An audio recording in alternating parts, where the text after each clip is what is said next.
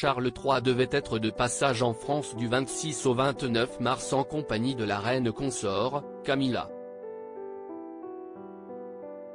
Seulement, en ce vendredi 24 mars, l'Élysée a dévoilé, par le biais d'un communiqué officiel, que le président et le roi ont estimé qu'il fallait mieux reprogrammer cette visite d'État compte tenu des actuelles manifestations dans l'Hexagone. Un fait qui a été évoqué sur le plateau de BFM TV et qui a véritablement rassuré Sandrine Rousseau. Contactée par téléphone par les équipes de Bruce Toussaint, la députée a partagé quelques mots sur le report de cette visite. C'est très bien que ce soit reporté parce que c'était lunaire de faire cette visite en plein conflit social d'une ampleur historique, a-t-elle rapidement partagé. D'aller manger à Versailles, de descendre les Champs-Élysées ? Enfin, rien n'allait.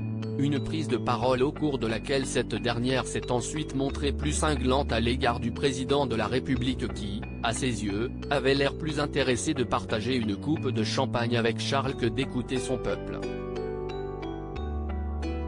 Supérieur à Charles III, Camilla, Kate Middleton. La famille royale réunie pour Commonwealth Day. Sandrine Rousseau, persiste et signe. Quelques jours plus tôt, le 22 mars dernier, Sandrine Rousseau avait déjà fait savoir quelles étaient ses positions quant à la venue du roi Charles III en France.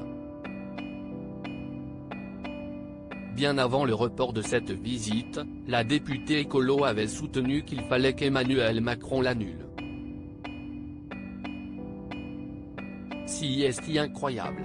On va avoir Emmanuel Macron, le monarque républicain, qui va recevoir Charles III, qui va descendre les Champs-Élysées, qui va dîner à Versailles pendant que le peuple est en train de manifester, avait-elle rapidement souligné, consternée. Pardon, mais bien sûr, qu'il annule. Il se passe quelque chose dans le pays, est-ce que la priorité, si est vraiment de recevoir Charles III à Versailles ? Mais non, avait-elle ensuite fait savoir à Apolline de Malherbe. Suite aux nombreuses manifestations qui font actuellement rage en France, Sandrine Rousseau avait alors appelé Emmanuel Macron à entendre mais aussi à discuter avec cette société qui se soulève. Crédit photo, Stéphane Le Mouton.